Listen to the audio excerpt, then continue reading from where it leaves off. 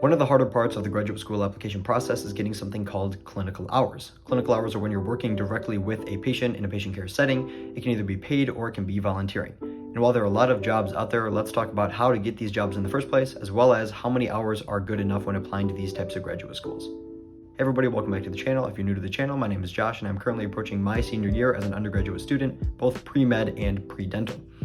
Now I think this is one of the harder parts of the graduate school application process, because although there are a lot of jobs, a lot of them require prior certification, either from a course or an unpaid period of work before you actually start that job, or an entire degree as well. And that can make it really hard as opposed to volunteering, where you simply show up and say, hey, I want to volunteer, and most times they let you. This could be 10 people applying for one job and you might not get it, and then you just have to keep applying until you end up getting one of those jobs.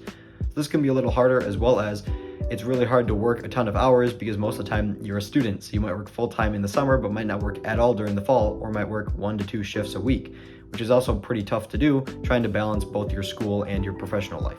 I think the first tip that I'd give to other people applying to these types of jobs is apply to what appeals to you.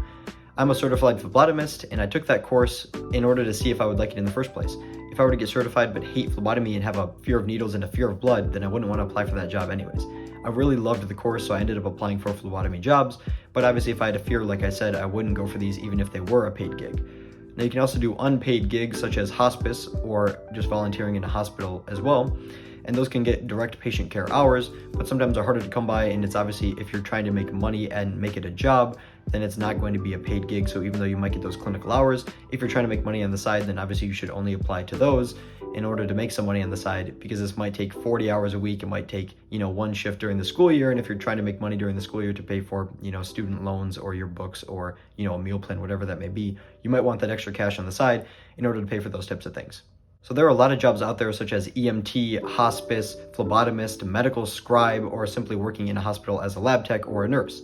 Now there are a lot of things that you can do, and the pricing varies for these salaries, but obviously just apply to what appeals to you. If all of them sound pretty awesome, great, apply to all of them. But if a lot of them don't sound that great, only apply to what you want. It's also tough because if you get multiple jobs, then you're gonna have to decline those, and you don't want to burn those bridges in case you have to go back.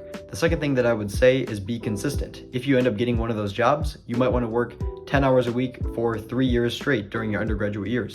It might look better than working 5 hours a week for 2 weeks and then moving on to a separate job just to get those hours overall, but in a different aspect, because you might be asked in an interview, what did you do for your clinical hours? And you might say, oh, I did this, absolutely hated it, only did it for 1 month and then quit.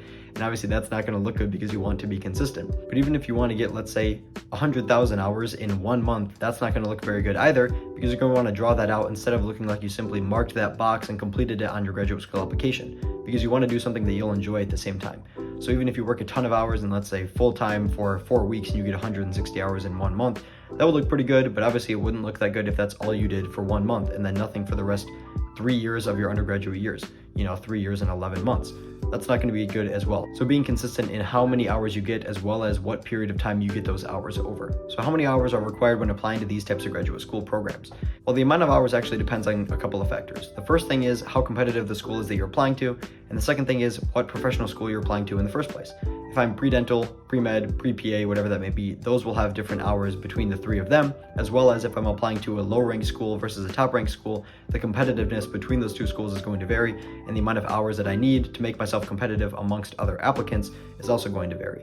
If I'm applying to Harvard Medical School, which is top-ranked and has been for a while, I'm not going to take 50 hours of clinical hours and apply to make myself competitive, because I'm assuming that other applicants are going to have maybe 200 to 300, even though they say that the average is 100 to 150, because everybody else applying to those top schools is going to want to be just as competitive as you want to be. So there's no specific amount of hours, although they say the average is 100 to 150. Definitely just get what you're comfortable with and get enough to make yourself a competitive applicant amongst other applicants for the school and the program that you're applying to. Hope you all did enjoy and did learn something new. If you did, like the video and subscribe to the channel down below, as well as be sure to check out the other videos that I linked for both job shadowing and research in undergraduate, because those are all important aspects of the graduate school application process. Other than that, I will see you all in the next video. Peace.